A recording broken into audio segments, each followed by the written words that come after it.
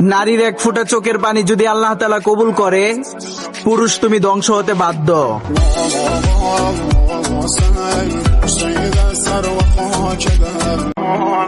নারীর এক ফোঁটা চোখের পানি যদি আল্লাহ তাআলা কবুল করে, পুরুষ তুমি ধ্বংস হতে বাধ্য।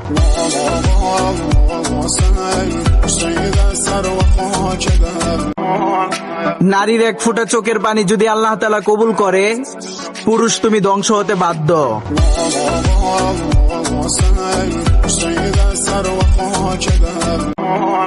নারীর এক ফোঁটা চোখের পানি যদি আল্লাহ তাআলা কবুল করে, পুরুষ তুমি ধ্বংস হতে বাধ্য।